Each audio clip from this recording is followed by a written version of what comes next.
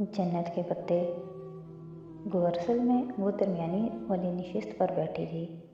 रास्ते के इस तरफ मुतासम और उसके साथ लतीफ़ बैठा था। हया के बाईं जानिब खिड़की के साथ वाली नशिस्त पे एक तुर्क लड़की बैठी थी। तुम्हारा फ्लोटेला फ़लस्तीन कब पहुँचेगा मुतासम? वो स्याह कोट की जेबों में हाथ डाले उसकी तरफ गर्दन मोड़कर उससे मुखातिब थी। जून में पहुँच जाएगा। इसराइली उसे दाखिल तो होने देंगे ना? उम्मीद तो है, क्योंकि ये फ्लोटिला तुर्की का है और इसमें बहुत से ममालिक के वफ़द भी हैं, जवाब लतीफ़ ने दिया था। और अगर इसराइलियों ने ऐसा ना होने दिया तो आखिर बनी इसराइल से किसी भी चीज़ की तवक्को की जा सकती है। तो फिर ये याद रखना कि जितने बनी इसराइल वो हैं उतने हम भी हैं। वो सामने देखो, वो इसराइली एम्बेसी है। मुतासम के इशारे पर उन दोनों ने गर्दनें ऊंची करके विंड स्क्रीन के पार देखा, जहां एक झंडे वाली इमारत दिखाई दे रही थी। अगर फ्लोटेला वज़ा ना पहुंचा तो मैं वादा करता हूं कि ये एम्बेसी दोबारा इस्तांबुल में नज़र नहीं आएगी। मैं तुम्हारे साथ हूँ। लतीफ़ ने उसके शाने पर हाथ रखा। मी टू, हया ने फ़ौरन कहा। मी थ्री, पास बैठी तुर्क लड़की ने फ़ौरन उंगली ऊपर की। वो बेइख्तियार हंस दी। वैसे मुतासम, टाली को अगवा करना ज़्यादा मुनासिब रहेगा नहीं? लतीफ़ की बात पर सब हंस पड़े थे। उसे याद था टीजे को उनकी टाली से दोस्ती कितनी बुरी लगती थी। टॉक्सन स्क्वायर पर मगरिब उतर रही थी और हर तरफ अंधेरा सा छा रहा था। स्क्वायर की बत्तियां एक एक करके जलने लगी थीं। तुमने जिधर जाना है हम तुम्हें छोड़ देते हैं, अकेली मत जाओ। वो दोनों बस से उतरकर उसके लिए रुके खड़े थे। तुर्कों के साथ रहकर तुम भी तुर्क बन गए हो। उन पुरखलूस तुर्कों से रास्ता पूछो तो मंजिल तक पहुंचा कर आते हैं। मादम, आपको पता होना चाहिए कि इन पुरखलूस तुर्कों के इस मुल्क में हर साल तकरीबन 500 लड़कियां अगवा करके आगे भेज दी जाती हैं और ये तुर्की का सबसे मुनाफा बख्श कारोबार है। अच्छा, अब ड्राओ तो मत, मुझे थोड़ी दूर ही जाना है। वो तीनों सड़क के किनारे साथ साथ ही चलने लगे थे। तुम अपनी आंटी के घर जा रही हो? हाँ, मुझे अभी अपनी होस्ट आंटी के घर जाना है। कुछ दिन बाद मैं वापस आऊँगी तो इस पज़ल बॉक्स का हल ढूंढेंगे।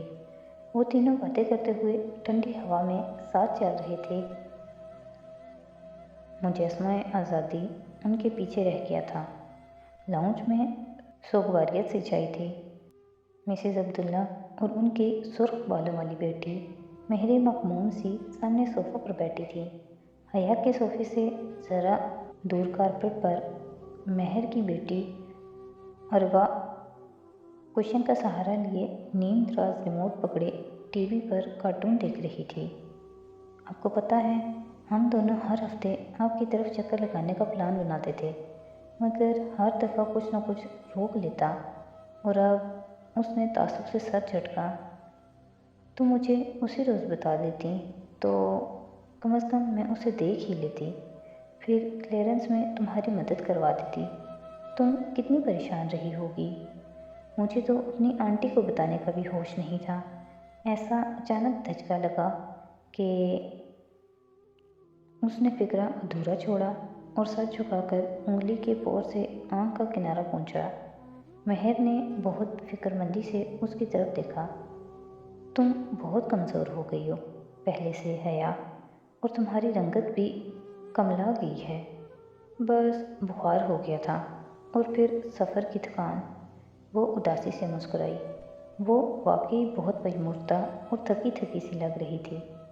मैं ज़रा खाने का कुछ कर लूँ। मिसेज़ अब्दुल्ला उठें तो वो बेख्तियार के उठी।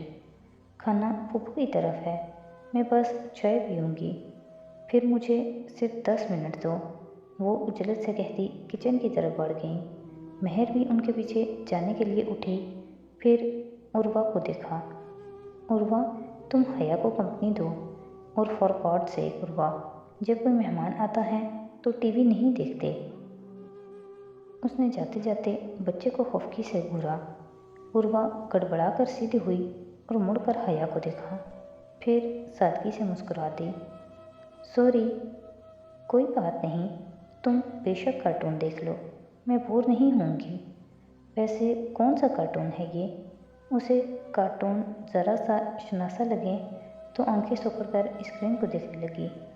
कैप्टन प्लैनेट, आपने देखे हैं कभी? उर्वा दबे दबे जोश से बताती हुई सीधी हो गई। अरे ये कैप्टन प्लैनेट हैं, मेरे फेवरेट, वो एकदम खुशी से कहती सोफे की नशिस्त पर आगे को हुई। मुझे बहुत पसंद है, और लंडा तो बहुत ज़्यादा। उर्वा मेरी तो जान थी कैप्टन प्लैनेट, मैं बचपन से ही उनकी बहुत जुनूनी फ़ैन रही हूँ। जब ये सारे प्लांटर्स अपनी अपनी अंगूठियाँ फ़िज़ा में बुलंद करके फायर, अर्थ, विंड, वाटर चलाते थे तो मेरे अंदर इतनी एनर्जी भर जाती कि मुझे लगता मैं भी उड़ने लगी हूँ।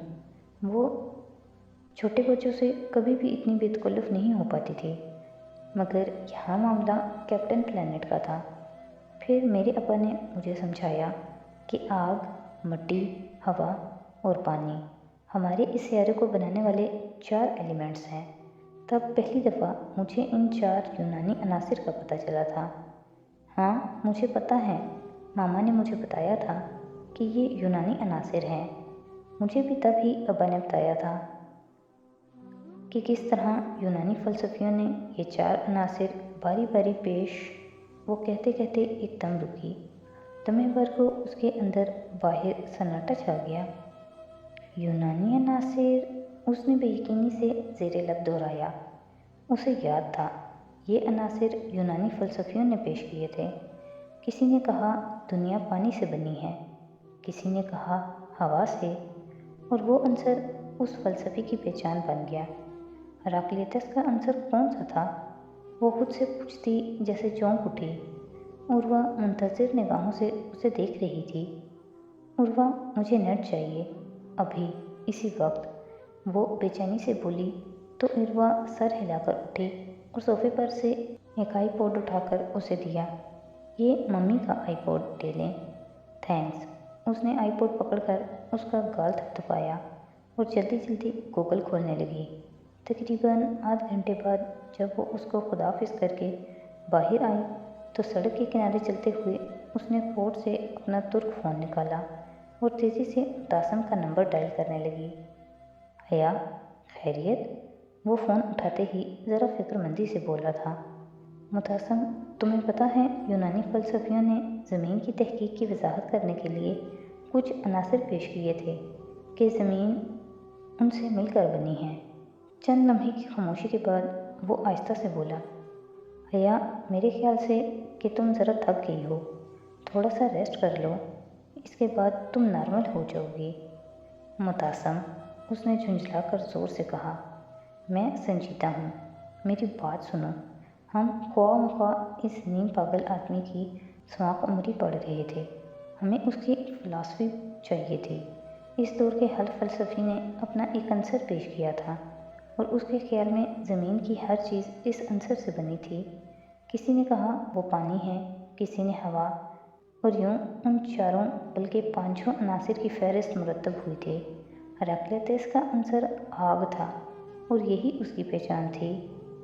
फायर?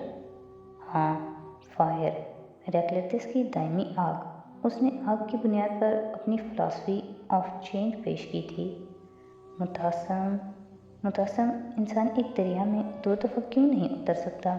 क्योंकि इंसान और दरिया दोनों हराक्लियस के ख्याल में आग से बने थे, और दुनिया में सबसे ज़्यादा तब्दील होने वाली चीज़ आग है, जो हर लम्हा बदलती है और जो हर चीज़ को बदल देती है। इस पज़ल बॉक्स पे लिखी बात एक ही लफ्ज़ की तरफ इशारा कर रही है, जो है फायर। वो कॉलोनी के सिरे पर खड़ी होकर फ़ोन पर कह रही थी। बात बढ़ रही थी और स्ट्रीट पोल्स जल उठे थे।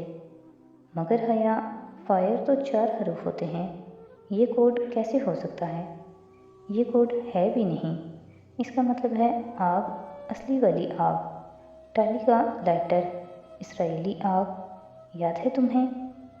ओ माई, उसे एक लम्हा लगा था समझने में। तुम्हारा मतलब है कि उसने आँख की तरफ इशारा किया, क्योंकि क्योंकि उस खत की तरह इस बॉक्स पर भी कुछ लिखा होगा जो जो सिर्फ आँच दिखाने से ज़ाहिर होगा। उसने मुस्कुराकर कहते हुए उसकी बात मुकम्मल की। हैरत है, ये ख्याल मुझे क्यों नहीं आया?